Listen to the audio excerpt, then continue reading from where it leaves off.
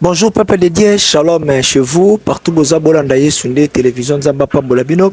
Bienvenue dans votre chaîne Yesunde Télévision et votre émission Yesunde Biska Boza.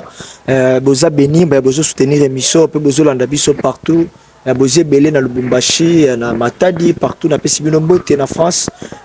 Combattants so Boza en Europe, Bolanda émission pe bo contribuer à capone émission Zamba Pambolayo. Merci na ozo pesa biso temps, ozo tika la brancher, pe ozo partager. Merci na déjà s'abonner à la chaîne sur la télévision. Nzambe apambola yo, Nzambe abakisa ebele, Nzambe azongisa. Mes condoléances ebele na église Memba la Compassion et pasteur Marcelo pour na choc comme nene triste nouvelle comme lié. Nzamba fortifié peut à continuer couper sa courage, à continuer le sous ko ramener foi na à garder à bonne santé. Yo zolanda biso yo kondra kolanda biso Nzambe apambola yo.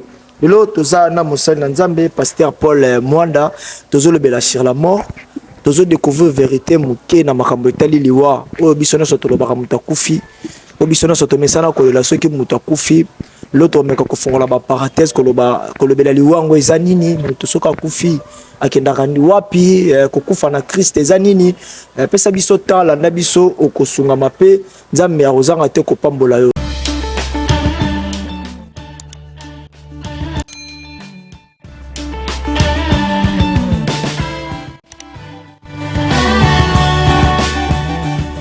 Merci na yo Zolanda biso Nzambe apambola yo. Toza sur église évangélique la restauration est dirigée par missionnaire apôtre Paul Mwanda landa biso kozala édifié Nzambe opambola yo na temo tozolobela okosunga mape okozala béni. Bonjour homme de Dieu. Si, bonjour. Merci papa pour la présence na yo na chaîne Yesunde télévision et pour la contribution na émission Yesunde. Avant tout papa, je ne sais pas quelles sont d'abord des nouvelles pour na babono Bolanda biso pour le moment. Premièrement, mbote na babono nyonso bazolanda biso ndenge lobi. Bonjour et ça la bien, pèse bien pour les oko bongisa mukolo. C'est très important. Yesunde télévision, j'ai aimé parce que Yesu fois aller devant de toutes choses et c'est par là aussi na rosenga la bande ko bazolanda biso.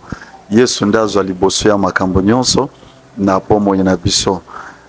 Par entrée de jeu, premièrement, je m'aimerais présenter nos sincères condoléances à la famille de l'illustre disparu, les piliers de l'église du corps du Christ, na Senamoy Oyo, à la personne de son éminence, le révérend Barouti.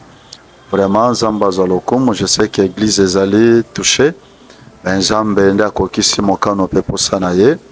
En second lieu, mes condoléances à l'homme de Dieu, le révérend pasteur Marcelo. Oyauti Kobungisa moitié naye. Je sais que ça peut-être c'est vraiment difficile, mais on sait qu'avec l'aide du Saint-Esprit, le soutien et le réconfort est là. Zamba continue à consoler et à relever âme et serviteur naye. Pe ya libota mobimba. Nous sommes là par la grâce de Dieu.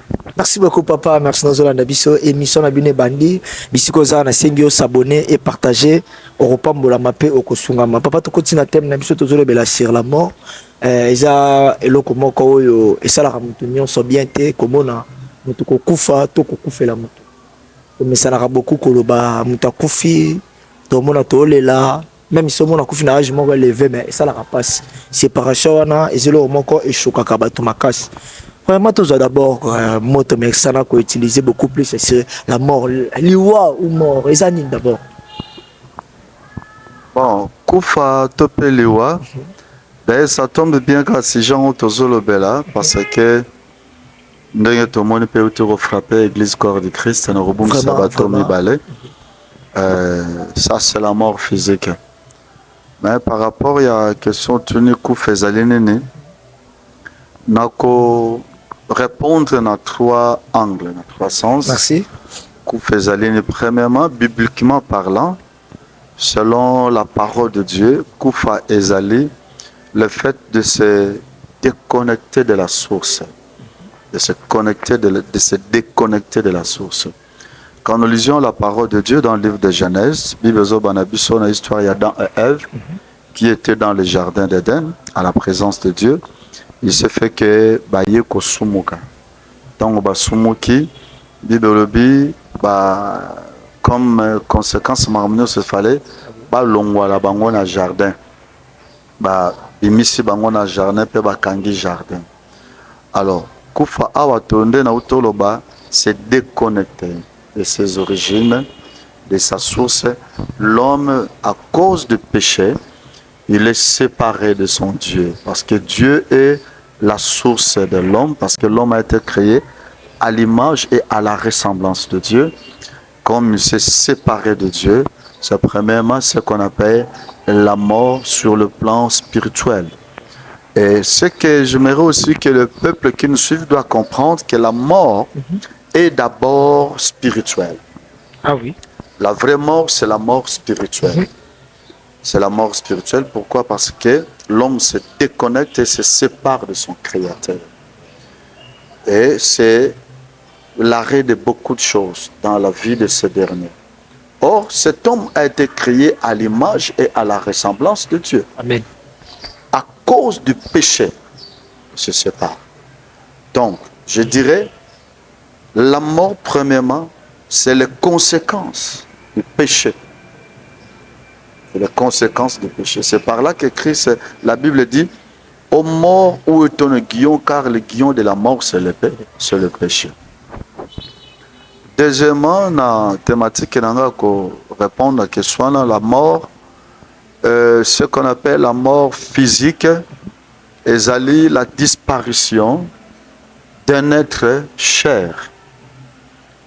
Je dirais pas du tout un être cher, mais juste d'un être au Bozakinaye, lorsqu'il est disparu, il n'est plus disparu où? Sur la surface de la terre. C'est ce qu'on appelle la mort physique. Et pourquoi? Parce que Moutouana Alekina se séparer d'Abino pour du bon, pour toujours. Donc c'est la séparation physique. Et qu'est-ce qui arrive? Cette séparation, c'est une séparation qui intervient entre l'esprit et le corps. L'esprit et le corps. L'esprit quitte le corps de l'homme et la terre reprend ce qui est de la terre. Pourquoi? Parce que la Bible dit, tu es poussière et tu retourneras dans la poussière. C'est par là que je dirais que la mort est prophétique. Parce que c'est la plus grande prophétie que le Seigneur Dieu a parlé et qui s'accomplisse du jour au lendemain. C'est les insus de l'Éternel. Et c'est comme ça que cette séparation-là de l'esprit, parce que en réalité, dans l'homme, c'est l'esprit. Mais quand il y a une réalité, c'est l'esprit. Maintenant, lorsque l'esprit se sépare avec le corps, ce qui est le physique, c'est par là qu'on dit c'est la mort, qui est une disparition de la personne sur la terre physiquement et aussi, des fois, spirituellement. Parce qu'il y a des choses à comprendre là-dessus. On peut disparaître sur terre physiquement, mais spirituellement, on n'est pas disparu. Là encore, c'est une autre chose qu'on va expliquer par la grâce de Dieu. Donc, c'est ce que j'appelle dans ma deuxième thématique comme la mort.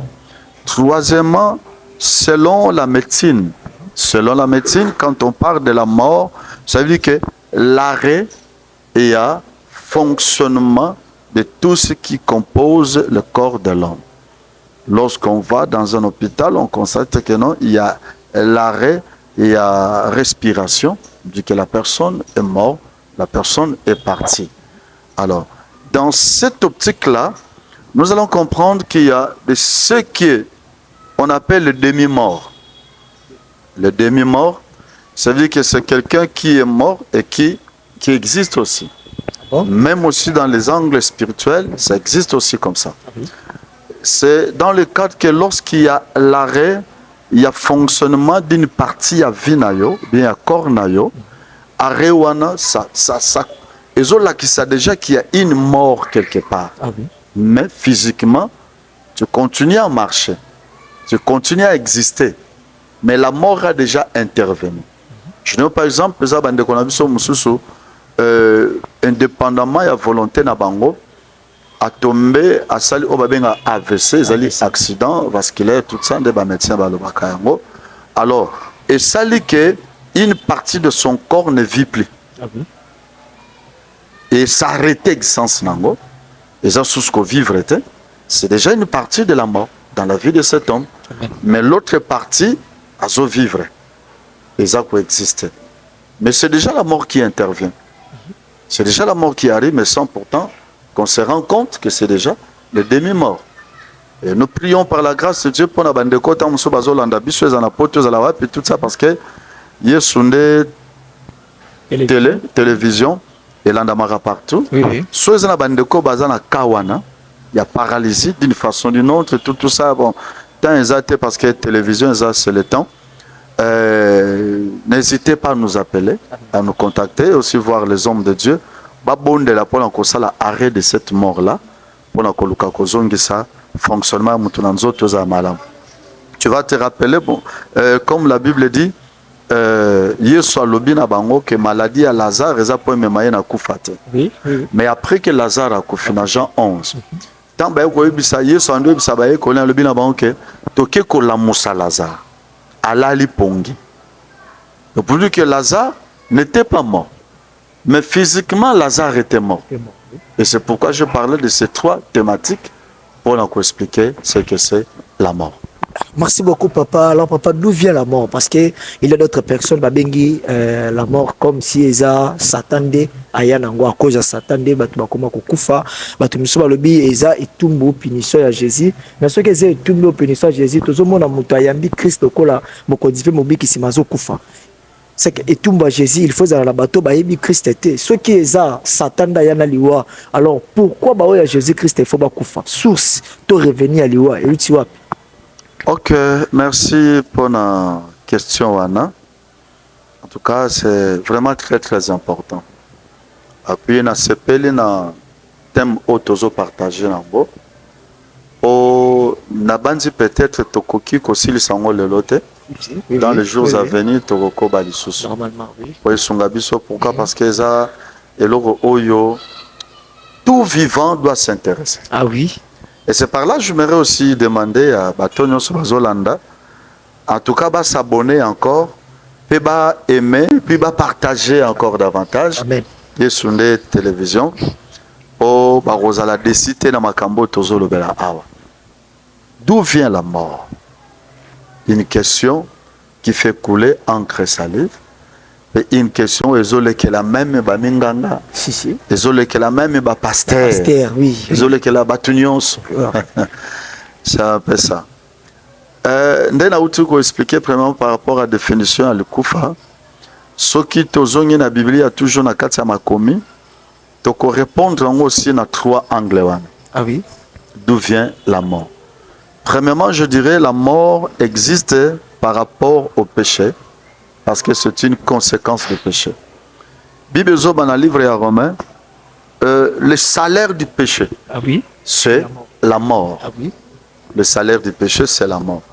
Ce salaire du péché, c'est la mort. Et ça peut intervenir dans Bissika Mibal. Premièrement, et ça peut intervenir sur la mort spirituelle. Parce que comme nous avons dit, l'homme se sépare de son Dieu, se sépare de son Créateur. Ce qu'il faut savoir, Moutounion Sozolanda Bisso. Ce qui est bon, ah bon? Si, tu es un mort, tu es un cadavre. Et c'est par là que je lance cet appel à Moutonon Sozolanda Bisso. Ce qui n'ont pas sa vie, non pas Christ était, pas ensemble, c'est le temps de le faire. Amen. Sinon, tu vas continuer à vivre, mais tout en étant un mort. Ah bon? Alors, accepte Christ dans ta vie pour que le Seigneur te donne sa vie, pour que tu puisses vivre dans le Seigneur. Donc, la mort provient du péché. Le péché, oyo, ils ont comme la bateau, au travers, il y a rise, il y a diable. Parce que nous voyons dans les Saintes Écritures, dans Genèse chapitre 3, oui. C'est le diable qui est venu avec ses rises. Et au travers de ces rises, a conduit l'homme dans le péché. Et l'homme commence à commettre le péché. Oh, c'était déjà la consommation de la mort. Au travers de la consommation du péché par les rises du diable. C'est là où provient la première de mort, si je peux dire, la source de la mort. Et maintenant, ayez comme conséquence physique. C'est par là maintenant, je dirais que kufa ezouta nano na bisika lolenge songolo pakalate mais na nzela ya masumu nde kufa esili koya nde eye komema masiko place oyo lobi ke na nsima nango nyonso après que l'homme a pu consommer l'arbre de connaissance de bien, le fruit plutôt de l'arbre de connaissance de bien et de mal, c'est par là maintenant que le Seigneur Dieu va interdire que l'homme ne touche pas à l'arbre de vie, de peur que l'homme puisse vivre éternellement dans le péché. C'est comme ça que, pour empêcher que Moutou à vivre éternellement dans le péché, c'est par là que Dieu s'était trouvé bon que l'homme qui a consommé le péché, que son corps puisse être rendu dans Mokili, dans Mabele. Et c'est par là qu'intervient ce qu'on appelle maintenant la mort physique. Moutou, azonga la putolo. Tu es poussière et tu retourneras dans la poussière. Ne place ce qu'on yoki batubalobakake, c'est que kufa ezali punition ya nzambe, ezali tumbu ya nzambe. Oui. Mais ezali tumbu ya nzambe te. Ah bon? Ezali nde conséquence oya masumu et comme le moto, nde ce qu'on nzambe pona le bolingwaza nango pona moto aleki na ko intervenir pour que moto a vivre éternellement te na kati ya mabe. Aleki na ko intervenir pour que nzoto ya moto ezonga na putulu. Ezonga na putulu. Dans mon place c'est ça que moto akufi bake bakundi azongi putulu. Le soto ki place bakunda batebele au mona bango baza soute. Et comment nango ra mabele parce que nzoto zonga nango mabele. Et c'est par là j'en profite pour dire aussi à tous ceux qui nous suivent que ko sala galolendo pona nzoto te. Amen. Komi boma pona nzoto te. O lelo tozomona ezana bato mususu abotami mobali mais accueilli bakomisa ye mwasi. Ah oui. Malgré okoma mwasi ozongaka putulu eza eloko te dosano eloko te. Amen. Tozomona lelo na bamikili mususu ya bapoto o nzamba asungi bango ba développement ye na bango moto accueilli abandi koluka ko changer nzoto na ye. Bazo sala opération d'une façon non tout ça ko changer nzoto na ye o ezali contre nature nzamba bazo pekisa biloko wana. Mais malgré osali yango la terre t'attend. C'est pour dire que Ndenge Salomon Loba, vanité de vanité. Arrête avec toutes ces choses. Ndenge Nzamba Kela, Oza Kitoko, Oza Malam, Ndenge Nzamba Sanene, Akele la Bisso. Et c'est ça, c'est ce que je suis en train de dire. Deuxièmement, c'est l'arrêt pour empêcher l'homme de vivre continuellement dans le péché. Ndenge Nzamba Loba, Kemutali, Putola, Ozonga, Putolo. Troisièmement, Kufa Ezouta, Kufa Oyanzo, Tezouta, na ba maladie et ba maladie au travers ba biloko tozo kolia et autre part aussi ezali par rapport ya âge parce que Nzambe a fixé mibu pona mutu ko vivre na sena moy et âge wana pe ezali ko landisa malisusu par rapport ya ko bebisama ya mukili otozali nango omoni balobaka espérance ya vie eza ko danger na ba âge songolo pakala. C'est pour dire que ceux qui totali contre mokili ndenge mabezo koma makambo belé belé on se dit en tout cas pour muta vivre pendant en tout cas ils a passé pour muta l'exaba 150 ans. Alors pour dire que ba makambo tozala ngona mokili ezali pe moko ya socialiwa ou ezape comme ma biso bato katina kufa. Alors papa, tous les trois étapes pour battre mesana kolobelango minge corps, âme, esprit. Na kati il y a trois choses là. Et ça formé ni ne c'est pas ça. Corps, âme, esprit. Et ça na battu monsieur selon ba connaissance ou d'information balobi mutu soka kufi akeli bela ndenge battu mesana koloba ba monsieur battu monsieur baloba nzote zongi na mabele molimo ezongi pa nzambe po za souffle âme yango tikalaka kotelengana. Ah bon, tu habite ezana ministère nini ou ezana mixeur nini na kati wana entre trois choses wana corps, âme na esprit. Merci beaucoup. En tout cas, félicitations parce que la question na yo ezali vraiment très importante et trop capitale même. Amen. na kosenga pena nzambe ya pambola yo apesa lisusu makoki oyo ezosenga mpona makambo oyo elandama mpenza mokili mobimba. Parce que même ba président, même ba roi, même ba pasteur, donc mutu, parce que c'est l'homme. Bazana bosenga makasi ya ko comprendre makambo oyo. Muto ndenge balobaka pe ndenge ezaleli azana composé na biteni misato. Mais na kolobake question na yo wana ekozala moi passe pour que na répondre yango comme il faut lelo, mais na ko répondre. Mais na koloba présent mingi pour que bato ba comprendre yango na mozindo ezosenga vraiment temps. Ezosenga vraiment temps parce que zana biloko oyo eza trop sensible pour na kosunga bato ba comprendre. Parce que bato baloba rara non mutu azali eteni misato aza molimo aza elimo paza suninzoto tout ça, mais maîtrise nango eza penza te. Ezala bato mususu bato ya science bato ya tout ça ba meka ko expliquer ba biloko na me expliquer ngo pe mabe. Ba expliquer ngo mabe et même après moi ba erreur rebelle na kati ya ba vie ya bato. Mais ndenge tozolo ba liwa na ko répondre na anglais wana na cadre wana. Tant tozolo ba liwa tant muto akufi, qu'est-ce qui arrive, qu'est-ce qui se passe? Premièrement, d'abord dans nzoto muto ezali composé ndenge tozale liwa. Ezozonga mabele. Parce que lors de la création, quand nous lisons la Bible, vous allez comprendre que Dieu a pris la poussière de la terre. Amen. Donc, origine, il y a nzoto yotoza nango ezande putulu, eza mabele. Nako, jo mususu na émission na yo na rolinga tolobela o etalité na le race humaine. Les races humaines, c'est très important parce que les lopés ont un problème à casse na bato. Par rapport à ça. Nzambe a zu putulu ya mabele asali nango moto nzoto ya moto. Et c'est par là maintenant que la Bible dit tu es poussière, tu retourneras dans la poussière. Nzoto ya moto soki akufi nzoto wana ezongi mabele ezongi putulu. Toke tokundi yango.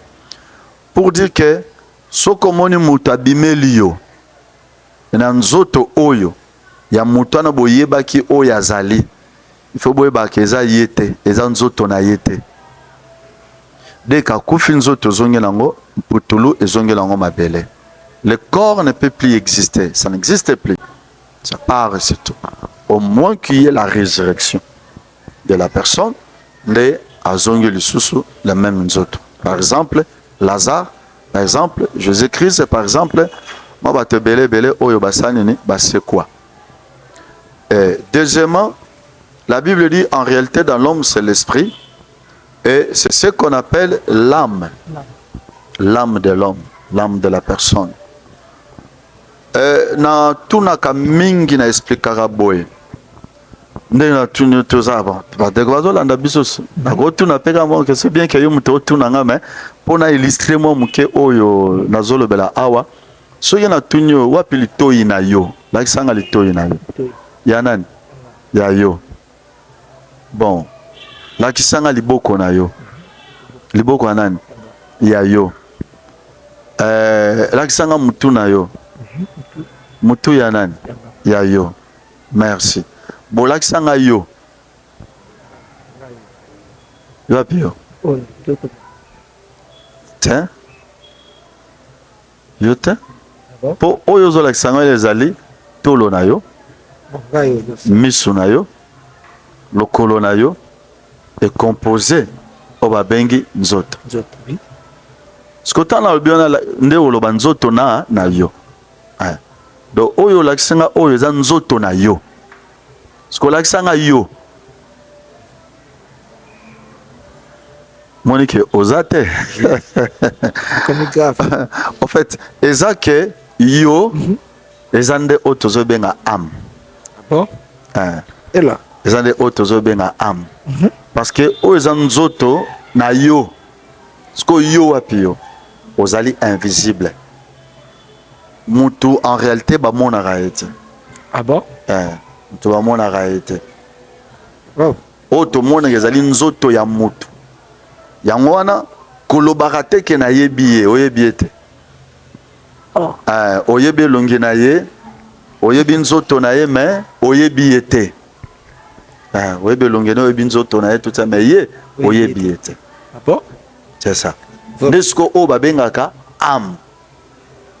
Sikoyo tango mutu akufi, eza makambo ebele ya koexplike na kati wana. Tango siko mutu akufi nzoto oyo nde ezongi na mabele. Siko mutu atikali yazali. Parce que mutu akufaka te. Yango moni bisika oyo nde Genèse ezolobake Nzambe atindi bakanga jardin po mutu alia mbuma ya vie éternelle te po soki alia yango akotikala libela na masumu. Mutu wana eza nanu nzoto te, mais ezali âme. Parce que l'âme de la personne ne meurt pas. Âme ekufaka te.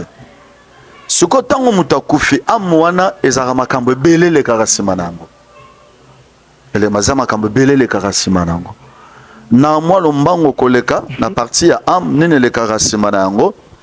Âme ya mutu premièrement oyo asalelaki Nzambe, oyo abangaki Nzambe, oyo atosaki Nzambe.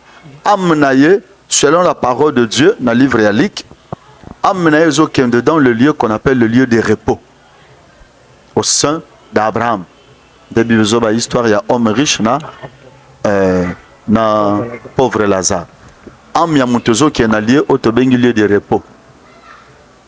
Na mutu asalaki Nzambe te, na mutu azaki mutu amabe. Âme na ye ezokende na lieu de tourment. Na lieu de tourment. Bisiko kimi ezalaka te benga un lieu de tourment.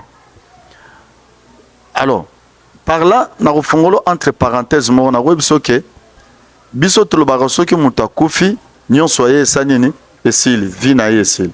Oh, ce n'est pas ça. Na oui, tomona eli souté. Tozomona eli souté mais ya zo continuer comme ça. Azaba. Nde na zoloba. Soit aké lieu de repos. Oui. Saint d'Abraham. Soit aké na lieu de tourment.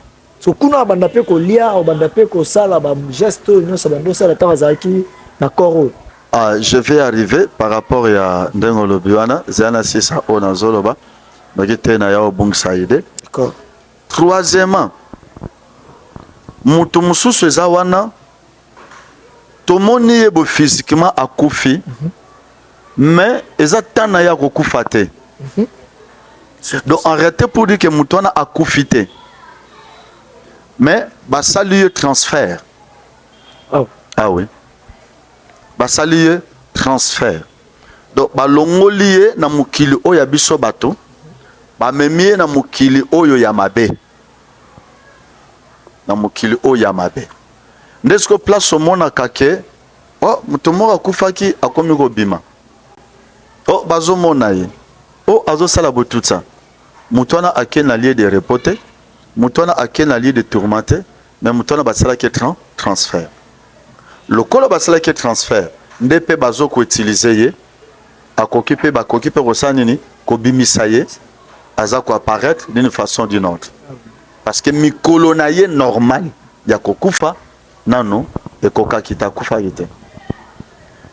Siko misusu tango basali transfert wana bakokendane soit na ba prison satanique. Je donne par exemple mutu moko azwi kisi ya mbongo. Azuki sababu c'est qu'il faut sacrifier mutu. A sacrifier mutu wana. Mutu wana akufi te. Barozoye basali transfert. Biso to mona akufi, to ke to kundiye, mais barosala ende transfert.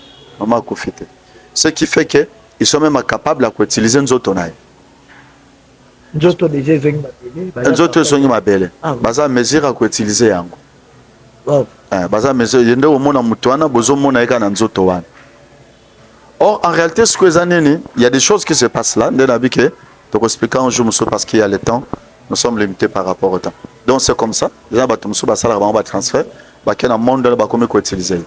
Ce qu'on a monde là, tant que le quoi, on a sacrifié que yokuno obandi ko sala. Des places autour qui question, ce qui kunape, bazo sala, bazo sala tout ça.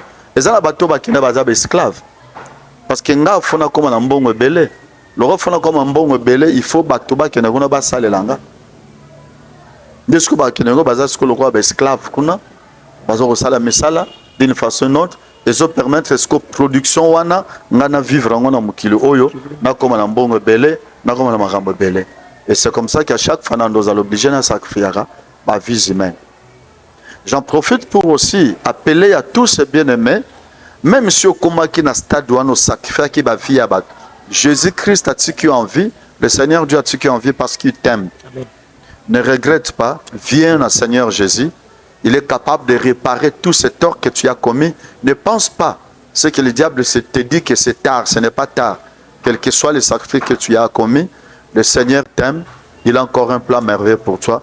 Viens au Seigneur Dieu. Donc voilà un peu ce qui se passe.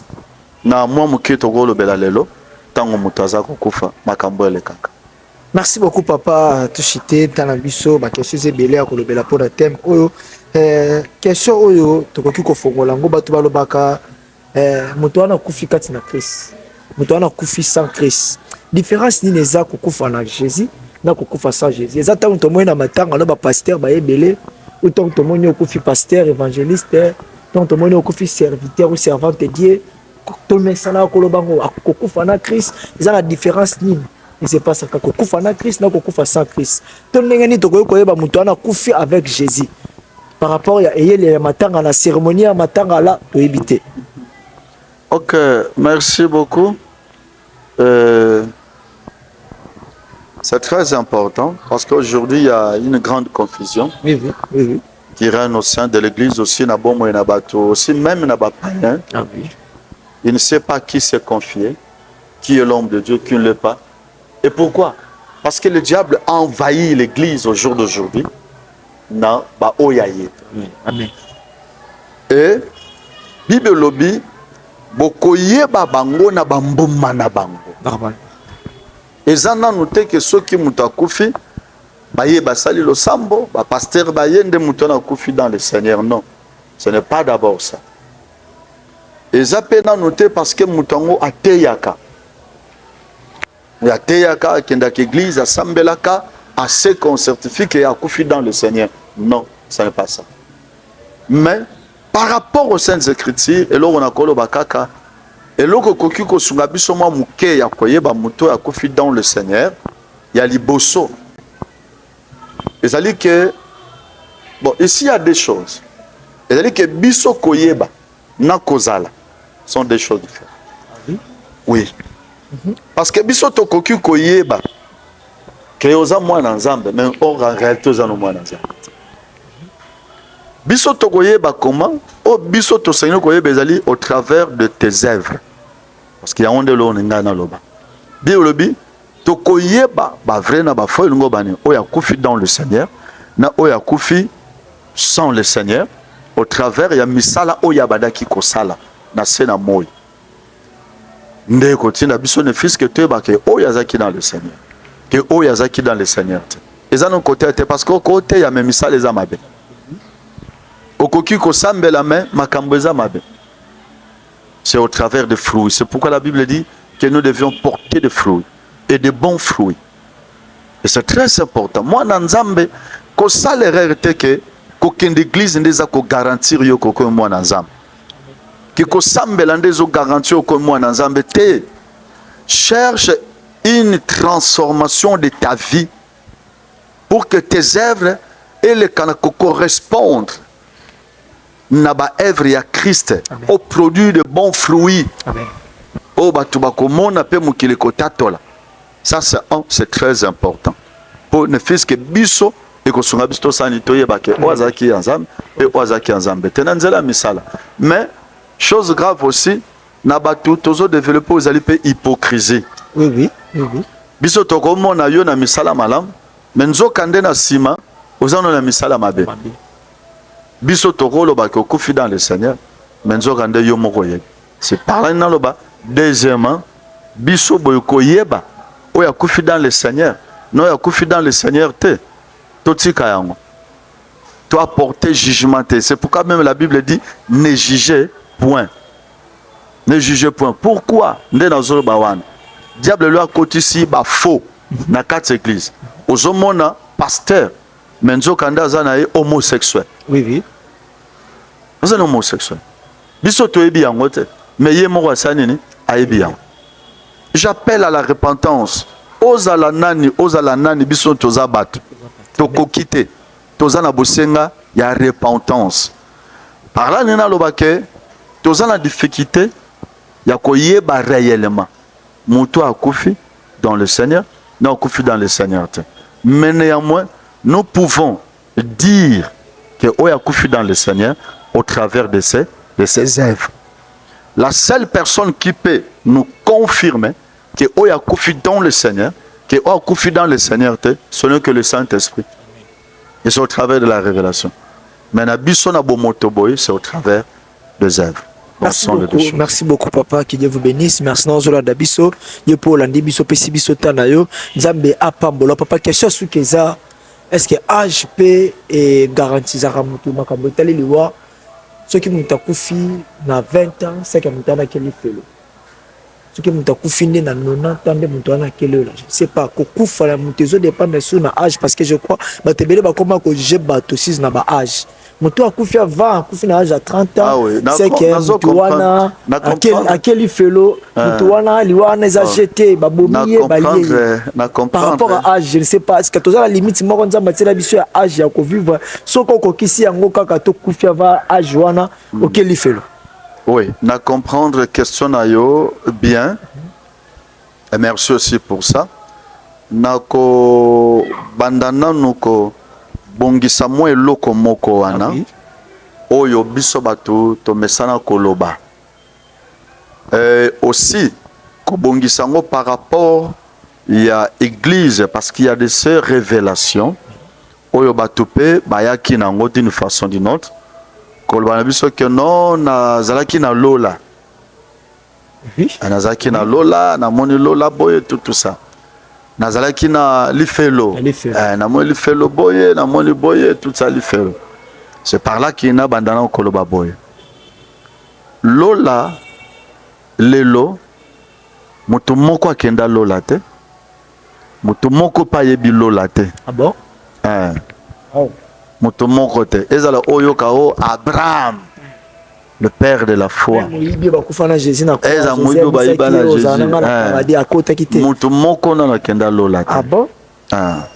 Ça c'est tout un enseignement. Et c'est par là que j'en profite pour le web sabatonio sur Bazolanda Biso. Tous en conférence vendredi Oyo, le 21, samedi le 22. Pour parler sur l'église et la mission. En tout cas, Kozangate Yaka, na église Salem. Na Lemba, bao baebi église ya docteur Israël Mbambi, de plateau la conférence yango, batei barozala apôtre Tamboluko, et puis archevêque Jibayama, pia nangai mutunazali hôte ya activité yango. Donc tobengisi basale nzambe nyonso, tobengisi bana nzambe nyonso, même bino bato Holanda biso na chaîne pour écoler capé na chaîne et ko passer en direct. Donc bon se connecter, to repé sa programme na souka, je pense bien. Alors Lola, l'ifelo, mutomoko pena kotata. Ah. Ezala, mutamabeni toebi na mukilo yo azape na mabe.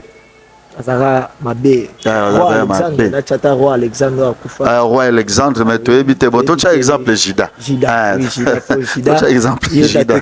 C'est ça. Alors, mutumo ata Jida na kenda lifelote. Mutumo comment lifelote, pe mutumo ebi lifelote.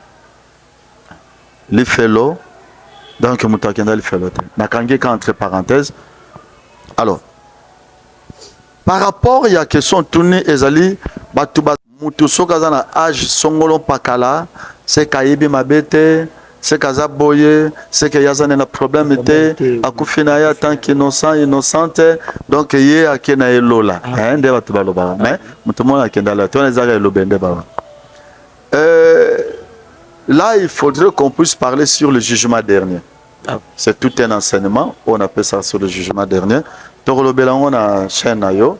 Vraiment, tout cas, Nzambe Sunga partir lelo na commis vraiment fréquent na chaîne yo. Gloire à Jésus. Merci. Na Yesu télévision, Yesu de télévision. Parce que ça m'a quand même belle photo solo là. Alors, et âge ko déterminé. Âge déterminé.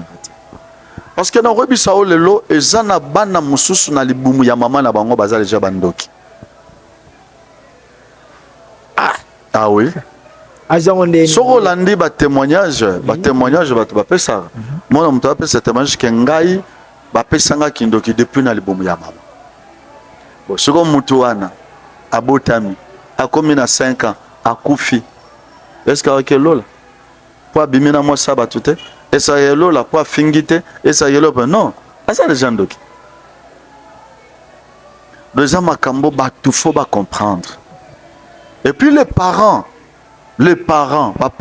Bible Zoloba, boye kusabana makambo ya Nzambe depuis na bumwana, potango bakokola, ba s'en détourner na ngote. C'est très important.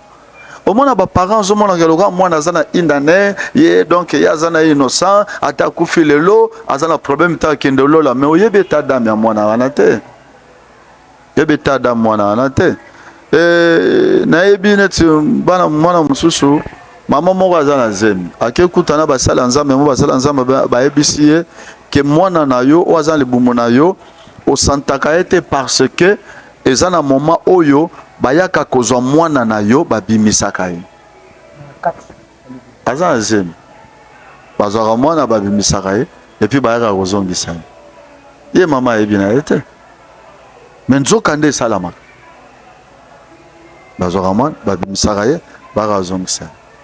Et j'en profite aussi pour nabeta c'était yo mutoza na problème akobota kokende ko luka mwana pa ya banganga kisite kokende ko luka mwana pa bambikudi te parce qu'il faut savoir même au jour d'aujourd'hui les prophètes mbikudi bazali il faut faire attention luka mwana pa ya Nzambe parce que Nzambe apesa mabota Nzambe apesa bana. Et j'en profite aussi pour l'enkoloba que n'hésite pas aux na problème okobota benga biso na suka to repesa numéro contacter biso to kosungo pour que Nzambe apesa o mabota parce que au ko zo zeme pa ya nganga ozui zeme zeme ono kanisa oboti o memene oyebite yo mono oboti mwana menzo oboti mwana te oboti na un démon oboti na un esprit humain de l'obile boromona makambo belé tozomo na kati na mboka wa bakuluna bana bakomi boye tout ça parce que toboti bana ndenge ba et bazo ko influencer aussi société na bano bazaki ya malam parce que de mauvais compagnons corrompent de bonnes mœurs. Alors c'est un peu ça.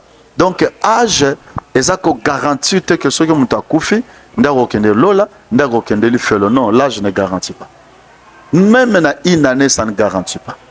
Même bébé il y a 3 mois, ça ne garantit pas. Quand la Bible dit que le jugement sera pour tous, même un bébé de 3 mois a à peine un jugement. Merci beaucoup papa, merci non la division Nzamba Pambola yo, ezalaki tellement bon yo oyo otikala ki branché, otikala ki walo pesi biso ta ya kolanda biso na mo ta o pesi biso Nzamba zontsebele a Pambola yo pe asunga yo. Landa chaîne na yo pe landa émission na yo Nzamba ko Pambola yo pour kozanga te ko bénéficier quelque chose du bon na tinetali chaîne oyo Yesunde papa va to pesa ba annonce ya conférence na biso je ne sais pas pourquoi thème oyo ceux qui ont loko ko jeter ngana na ba question belé musu na projeté est-ce que mutu nyonso fa kufa to pesa mili mutu nyonso na mokili fa kufa il y a des questions oyo za so Nzamba pesi ta même à la prochaine fois na koya to ko lobela ngo lisusu je ne sais pas ceux qui il y a qu'ajouter à propos de thème de développer le. Si à propos de thème européen le colomès que mutunyon sofa kufa parce que mutunyon soit allé je dirais mutunyon soit allé putulu fazonga putulu na optique wana il ngo ba que mutunyon soit sanya kufa mais na ezana batu mususu oyo jour ya enlèvement église ba rozala na bomoy bazaba na bomoy et puis enlèvement église à la fin du monde était. Et ça n'a pas tout mususu pe oyo tango fin de toutes choses va intervenir ba ozana bon peu vivant. Ngobake bango ba ozana bon mo ekande toza pe boy parce que nde toza même nde to solo boy siko. Le Seigneur peut décider que non aye lelo. Et aux églises na. Zomona pour dire que nous sommes en vie. Hein? Église est et toujours vivre tout ça quand on appelle le Seigneur décide que lelo asisa makambo na mukili nae. C'est ça. Donc pour dire que par rapport il y a Biblia tu es poussière tu retourneras dans la poussière mais le jour où la fin de toute chose va intervenir, ils appellent à bateau, en vie, même à Kambouana, écoutaneli, bango. Par rapport à témoin, que vraiment, les botan en zambe, topambolami, même moi-même aussi, je suis édifié, pour que tu comprendre sur ces choses, pour esunga biso, toyeba, que nous sommes appelés, Yakopona Bomoy. La parole de Dieu dit ceci, dans le livre de Deutéronome. Voici, je mets au devant de toi la vie et la mort. Choisis la vie afin que tu vives, toi et ta postérité. Dieu conseille que nous puissions choisir la vie. Mais alors, cette vie-là, c'est un choix. Mais il y a de ceux-là qui ne savent pas choisir. Ils ont choisi la mort. Alors, c'est par là que j'aimerais te dire, cette vie-là, on ne trouve que en Jésus-Christ, notre Seigneur et Sauveur. C'est la manière que nous pouvons choisir la vie. Celui qui choisit le Fils de Dieu est celui qui choisit la vie. Si tu n'as pas encore donné ta vie en Jésus, c'est l'occasion, c'est l'opportunité pour toi de choisir la vie parce que c'est lui qui est le chemin, la vérité et la vie. Zamba Koumissa. Merci beaucoup papa nos pour la conférence parce que bientôt là déjà conférence nabiso ezo banda éviter coordonnées contact nyonso bato ba wiko za na besoin batala ngombe musika ba participer même de loin ba ko sala ndenge nini. Merci. Nous sommes mission mondiale pour la préparation de l'épouse du Christ. Tolobela ngo jomusus. Oyo nazali ko kamba na lisungi ya Nzambe pe na nzela molimo na ye. Oyoapi Zambe alekaki kosala nangai alliance par rapport à ça. Et to organiser une grande conférence biblique na thème l'église et la mission pour to mekampe kosunga église na Nzambo tozaleli par rapport ya ba confusion oyo lelozo régner ebele na kati ya église. Et puis na ba enjeu nyonso o lelo ezali ko guetter église pe ezali ko wana pour que to bénéficier na oyo ko la partager parce que ça na ba sous-thème et belé to repartager. On va parler sur l'église et la mission, on va parler sur la restauration de l'église, on va parler sur l'historique et les enjeux de l'église présente, on va parler sur l'onction pour la mission ou pour la mission. Donc, sous-thème, les allez belé te reparler sur là-dessus. Activité, ils ont salamana lemba, sous-région, juste na bypass, na église, il y a, dans Sainte, il y a église, il y a docteur Israël Mbambi, et ça, na bypass, juste en face, il y a Flats Hotel Béatitude. Les allez place Yakobungate, place Arobo Sanate. Et si vous voulez nous contacter, contactez-nous au plus 243 9 98 40 86 14. C'est aussi sur WhatsApp. Plus 243 9 98 40 86 14. Écrivez-nous même sur WhatsApp. C'est là qui peuvent aussi nous suivre sur page Facebook, c'est le missionnaire en scène. Missionnaire en scène.